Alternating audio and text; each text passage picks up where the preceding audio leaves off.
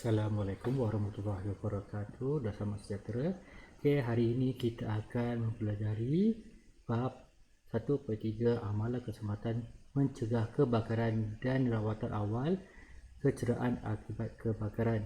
Okey, jadi tanda pembelajaran yang kita akan pelajari pada hari ini adalah mengenal pasti ruang tempat kerja yang berisiko tinggi kepada kebakaran dan menerang punca kebakaran di tempat kerja. Okey, jadi ruang tempat kerja yang berisiko tinggi kepada kebakaran. Okey, kalau dekat dalam restoran, okey, tempat yang paling senang terdedah dengan kebakaran adalah di dapur, di dalam bilik gas dan ruang penyimpanan. Okey, kita pergi satu-satu. Okey, kenapa kat dapur ni sedang terbakar? Okey, sebab kadang-kadang ruang dapur ni kita ada dapur gas. Okay, kita ada peralatan elektrik atau peralatan masak yang boleh rosak dan boleh menyebabkan kebakaran. Okay, kadang dia dah peralatan elektrik tu dah lama sangat, dia punya wayar tu pendapat dia dah reput. Bila dah reput, dia tertanggal. Okay, bila bersentuhan dua wayar tu, dia akan mula terbakar. Sebab itu dia kata peralatan elektrik yang rosak. Okay, kemudian di dalam bilik gas, okey, ini semua orang tahu, dalam bilik gas dia ada simpan dapur gas, tong gas. Jadi kalau tong gas ini bocor dan terdedah dengan sumber api, jadi dia boleh menyebabkan kebakaran atau letupan. Okey, dan ruang penyimpanan, okey, ini pun boleh terjadinya kebakaran di mana hapuk yang di dalam ruang penyimpanan ni kalau terlampau banyak, okay, dan udara tak cukup, dia boleh menyebabkan kebakaran. Nanti saya tunjukkan kenapa benda ni boleh berlaku. Okey, jadi punca kebakaran di tempat kerja. Okey, satu, pendawaian elektrik. Okey, pendawaian elektrik, pemasangan dan penyelenggaraan sistem pendawaian yang kurang sempurna dan tidak selamat digunakan apabila dilakukan oleh individu yang tidak bertauliah. Okey, pendawaian elektrik yang terlalu lama boleh menyebabkan litar pintas dan terlampau banyak penggunaan penyambungan dibuat sehingga melebihi beban kuasa elektrik yang dibenarkan. Okey, jadi sama ada disebabkan oleh keceraian, pendawaian yang terlampau lama dan penyambungan plug yang terlampau banyak dekat satu point tu menyebabkan dia panas, overheat, dan menyebabkan dia punya wayar tu lebur, kata lebur, dan bersentuhan dia punya copper dia tu, dia menyebabkan kebakaran. Okey, jadi biasanya kebakaran yang disebabkan oleh pendawaian elektrik ni, kalau main switch ni tu tak tertutup, okey, dia boleh menyebabkan kebakaran dalam kata kebakaran yang cepat dalam masa yang sangat singkat. Okey, sebab dia punya tu bila dia mula bersentuh, dia keluarkan haba, litar pintas dia kita panggil. Okey, haba yang sangat tinggi dan dia akan menyebabkan kebakaran, jadi dia akan efek semua sistem elektrik tu. Okey, kemudian kita ada dapur gas. Okey, kebakaran dan letupan boleh berlaku apabila gas bocor ke udara dan terdedah dengan punca nyalaan. Okey, gas boleh bocor sekiranya hos dan pipe bocor, longgar dan pecah. Regulator longgar dan retak akibat tolakan dan tarikan di membersihkan dapur gas menggunakan peralatan gas yang tidak diluruskan presiden, dan penyimpanan silinder gas yang tidak selamat. Okey, jadi bila kita dalam dapur, benda ni yang paling penting kita kena tengok. Okey, jadi tong gas tu dia adalah benda yang berisiko tinggi. Okey, jadi bila kita main dengan dapur gas ni, okay, jadi gas yang akan disalurkan ke dapur gas, okay, bila kita nyalakan api, kita kena tengok kita punya tong gas ini kata bocor tak bocor. Sebab kalau bocor, dia akan keluarkan gas. Okay, jadi bila gas tu berkumpul, okay, dalam kuantiti yang banyak, okay, jadi bila gas tu sampai dekat dengan api tu, dia akan mula terbakar, dan biasanya kalau dia terlalu banyak dia boleh meletup. Okey, itu yang kita tak nak. Okey, Tapi benda ni boleh terjadi dan biasa terjadi dekat dalam dapur industri ataupun dapur di rumah. Ini adalah salah satu punca kebakaran yang utama. Okey, jadi kemudian aktiviti memasak pun boleh menyebabkan kebakaran. Okey, disebabkan oleh kecuaian. Okey, jadi biasanya benda ni contohnya kamu masak satu makanan dekat dalam minyak tu terlampau panas dan sampai dia berasap. Jadi bila minyak tu dia berasap, okey, dan api tu kuat, okey, api daripada dapur gas ni dia boleh pergi masuk ke tempat minyak tu, dan bila minyak tu terbakar dia akan menghasilkan api yang kuat. Okey, dan bila kamu tuang dengan air, okey, dia akan menyebabkan letupan. Itu yang bahaya. Okey, dan merokok ni biasa kita kadang ada pekerja dekat dalam restoran ataupun hotel ni dia merokok dekat dalam store sebab kita tak nak apa orang nampak, dan potong rokok tu tak dipadamkan dengan sempurna. Dia campak je, benda yang dicampak tu terkena dekat macam kotak ke kertas ke, dan dia mula terbakar. Okey, yang terus soalan tadi dah terangkan tadi. Okey, apakah tindakan yang kita akan lakukan jika berlakunya kebakaran? Okey, jadi kita ikut carta alir ni. Okey, kebakaran dikesan membunyikan penggera, membuat panggilan kecemasan. Okey, kecemasan ni yang kita boleh call adalah 999 ataupun bomba. Okey, tapi kalau kita nak cepat, kita call je 999, nanti dia akan sambungkan ke pejabat jabatan bomba yang berdekatan dan dia akan pergi ke tempat kebakaran ni. Okey, jadi kemudian segera keluar dari bangunan yang terbakar, menggunakan peralatan api untuk memadamkan api yang kecil, memindahkan mangsa kebakaran.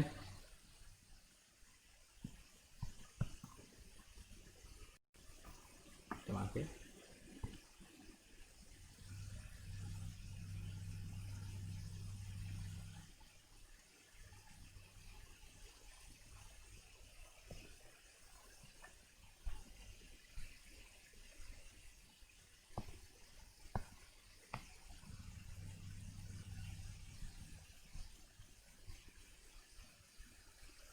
Okay. Memindahkan mangsa kebakaran, mendaftar mangsa yang cedera dan menentukan rawatan yang sesuai, menyediakan maklum balas yang cepat dan tentang mangsa. Okey, jadi ini yang standard prosedur kalau berlakunya kebakaran. Okey, jadi yang saya nak terangkan yang di sini penggunaan peralatan api yang betul. Okey, jadi kamu mungkin tahu atau mungkin tak tahu. Okay, kelas api kita, pemadam api itu kita ada beberapa kelas. Kita ada A sampai E. Jadi kalau kamu tengok dekat pemadam api itu, kamu akan dapat baca sama ada pemadam api itu jenis A, B, C, D atau E. Okey, kita pergi satu. Okey, pemadam jenis A memadamkan kebakaran seperti pepejal, iaitu kayu, kertas, kain dan sebarang bahan yang mudah terbakar. Okey, benda ni bentuknya pepejal. Okey, B pula memadamkan kebakaran seperti minyak, cat, varnish, plastik dan lain-lain. Okey, yang B ni specialize untuk liquid dan A ni untuk pepejal.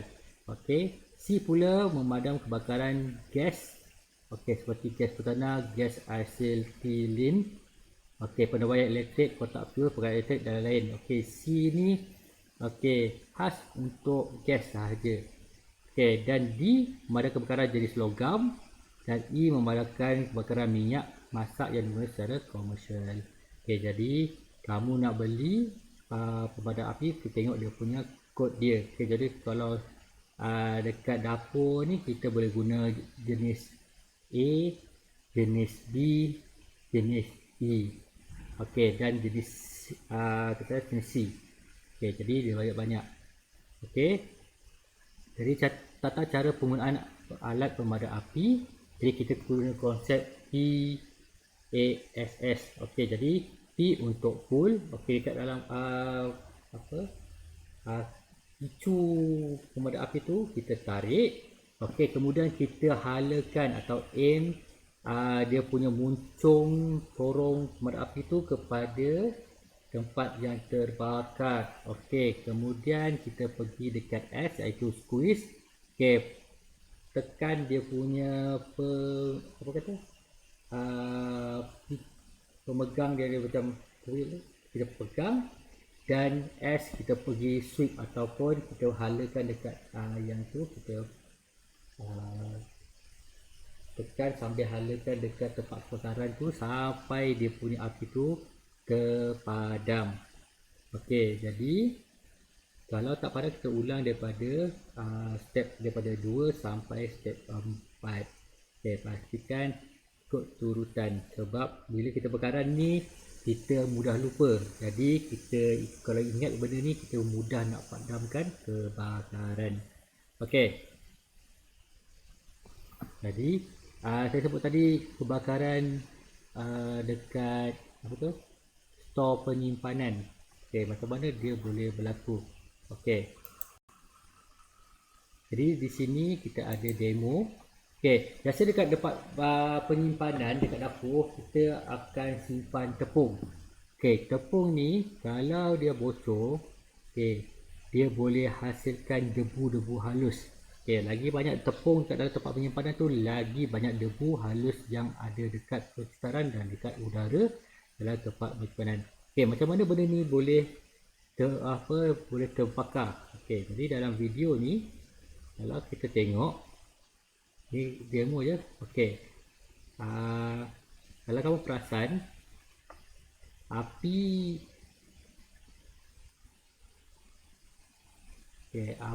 yang ada.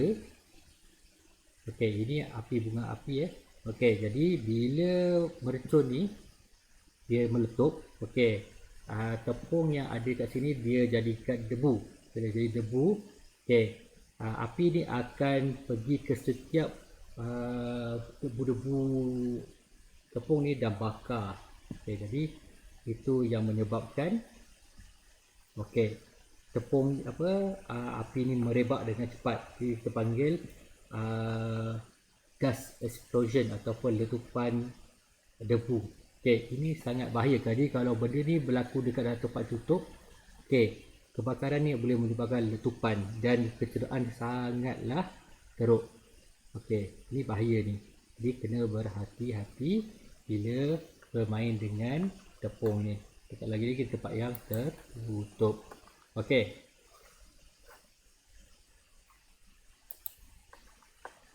Jadi macam mana pula kalau dekat tempat masak? Okey, tempat masak biasanya kita gunakan minyak. Okey, minyak itu kadang-kadang kalau kita terlupa dia boleh terbakar. Okey. Jadi kat sini ini benda yang biasa berlaku dekat dapur. Kita pergi kepada prosedur memindahkan masa kebakaran. Okey, pertama memindahkan masa kebakaran menggunakan peralatan. Okey, kita boleh menggunakan kerusi ataupun menggunakan selimut seperti dalam gambar ini. Okey, jadi mana-mana yang sesuai. Okey, jika dia boleh baring kita gunakan selimut, atau kalau kita boleh duduk kita gunakan kerusi. Okey. Jadi kalau tak ada apa alatan kita boleh gunakan kaedah tongkat manusia, iaitu dengan memapah mangsa. Okey, kalau kita ada berdua, okey, kita boleh gunakan teknik 4 and arm hard carry. Okey, jadi ini kita tak mangsa di tengah, kita angkat kaki dengan dia punya bahu Okey, dan kalau dia punya mangsa tu cedera di bahagian kaki, okey, kita boleh angkat menggunakan teknik 4 hand set. Okey, jadi ini jika mangsa cedera dekat kaki. Kalau yang ke tengah ni kalau mangsa tak boleh bergerak. Bila tak boleh bergerak, dia punya anggota badan dia tak boleh nak berfungsi. Okay, jadi kita kena carry. Okey. Jadi ini adalah jenis tahap lecur atau terbakar pada masa kebakaran. Okey, kita ada 3 tahap. Pertama, apabila kamu punya tangan tu dia melecur sedikit atau merah-merah sahaja. Okey, jadi dia akan menyebabkan kesakitan. Okay, dan kamu punya kulit tu akan menunjukkan tanda kemerah-merahan. Okey, pada tahap kedua, okey, akan melibatkan lapisan epidermis dan dermis kulit. Bahagian kulit mangsa akan berasa sakit dan berwarna merah dan terdapat berembung cecair. Okey, ini tahap kedua di mana kamu punya tu dah masuk ke bahagian kulit. Okey, dah ada gelembung udara, gelembung air. Okey, gelembung air ni dia untuk menyelamatkan atau melindungi kawasan yang terbakar tu. Okey, daripada tahap 3 ialah luka terbakar melibatkan keseluruhan lapisan kulit dan boleh membawa hingga ke bahagian tulang. Okey, kat sini basically kamu punya daging tu dah hangus. Okey, kalau sampai ke tulang tu mungkin daging tu dah rentung, jadi tertanggal, dia akan nampak tulang. Okey, waktu tu sakit atau masa memang tak akan rasa sakit langsung, dan waktu ni kamu akan dapat cium bau macam daging salai. Okay, itu betul serius tahap ketiga ni. Jadi kalau tahap 1, tahap 2, okey, cara nak merawat dia, okey, kamu boleh alihkan mangsa daripada punca kebakaran dan alirkan air sejuk ke tempat sedera selama 10 minit. Okey, ini untuk mengurangkan suhu yang ada anggota yang cedera dan memberi kata kelegaan kepada mangsa. Okey. Kalau dia pakai macam jam ke cincin ke, okey, waktu tu mesti buka sebab benda tu akan menyebabkan kecederaan yang lebih serius. Sebab kalau contohnya dia pakai cincin kat sini, pakai cincin, dia terbakar. Jadi benda cincin tu sangat panas, jadi dia akan menyebabkan kecederaan lagi. Jadi kita akan tinggalkan supaya tak akan berlaku benda yang lebih serius. Okey, tutup bahagian cedera dengan pembalut kering yang disteril dan kain bersih. Okey, benda tu kalau tahap kedua dia dah mula rosak, jadi kita akan letakkan macam kain yang dah steril supaya tak ada jangkitan bakteria daripada luar kena dekat anggota badan mangsa yang cedera tu. Okey, kalau dia tahap ketiga, kita kena terus hantar kepada anggota perubatan supaya dia mendapat rawatan perubatan yang lebih profesional. Okay, sebab benda ni dah tahap orang kata kita pun tak buat apa dah. Jadi kalau serius sangat, biasanya tempat yang terbakar tu dah kena potong. Okay, jadi luka terbakar hingga ke saluran pernafasan ini berlaku apabila kawasan tu dah terbakar, kawasan tu terbakar dan mangsa tu hidup udara yang panas. Okay, jadi bila terlampau panas tu dia akan menyebabkan kecederaan pada saluran pernafasan. Okay, simptom dia seperti terdapat jeraga pada hidung sebab dia hidup asap. Okay, bulu hidung tu dah terbakar sebab udara tu dah panas. Okay, lidah kemerahan, bengkak dan panas. Okay, kulit di sekitar mulut rosak. Okay, suara berubah menjadi kasar dan garau dan sukar untuk bernafas. Okay, jadi benda ni memang kena berhati-hati. Kalau dekat anggota luar badan kita tak kisah sangat sebab dia tak melibatkan saluran pernafasan. Kalau melibatkan saluran pernafasan, dia boleh menyebabkan kematian sebab kita punya saluran pernafasan digunakan untuk sedut oksigen. Jadi kalau benda tak berfungsi, kita boleh mati. Jadi cara nak merawat dia, okay, seperti biasa kita kena alihkan mangsa daripada tempat bakaran. Okay, hubungi ambulan, pulihkan bekalan udara, ini penting. Okay, data terang masa dan perhatikan dia punya nadi, jantung, nadi semua dia balas supaya mangsa tu sedar apa yang ambulan sampai. Okay, sebab kalau kita tak take care mangsa ni pada tahap ni, kemungkinan dia mangsa ni boleh mati. Jadi kita tak nak, sebab kalau mangsa terputus daripada bekalan udara, okay, dalam masa 3 minit otak akan mula berhenti berfungsi, dia boleh mati. Okay, jadi itu kita tak nak. Okay,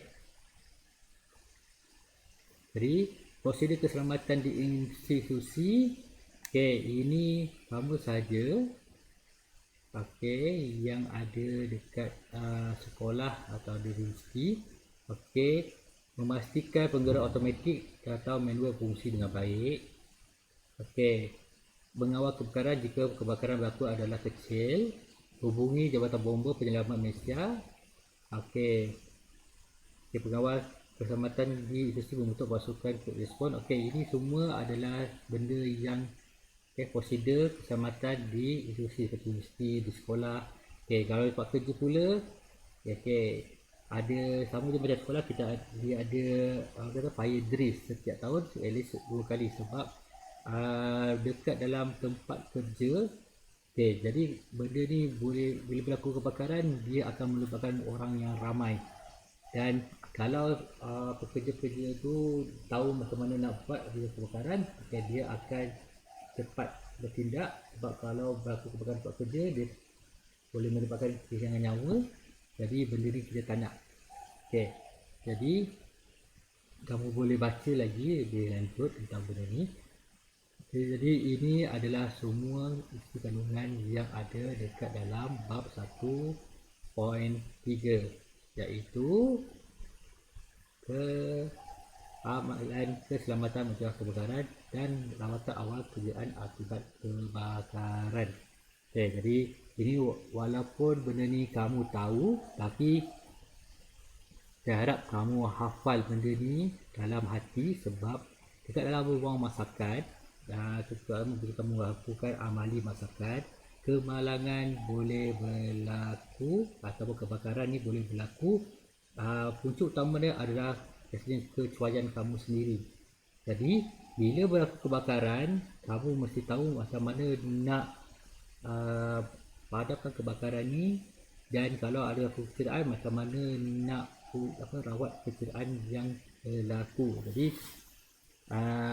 bila kamu tahu macam mana nak buat, kamu yakin, jadi bila berlaku kebakaran ni, kamu boleh bertindak dengan pantas bagi mengelakkan berlakunya lebih kerosakan atau kecederaan yang lebih serius. Okay, jadi itu saja untuk hari ini. Okay, saya harap kamu boleh buat ulang kaji lagi tentang ni, tajuk ni. Kamu boleh baca buku teks ni dan kamu boleh dapatkan maklumat yang lebih lanjut di dalam YouTube ataupun di dalam Google untuk menambahkan kamu punya pengetahuan yang lebih mendalam. Okey, itu saja yang saya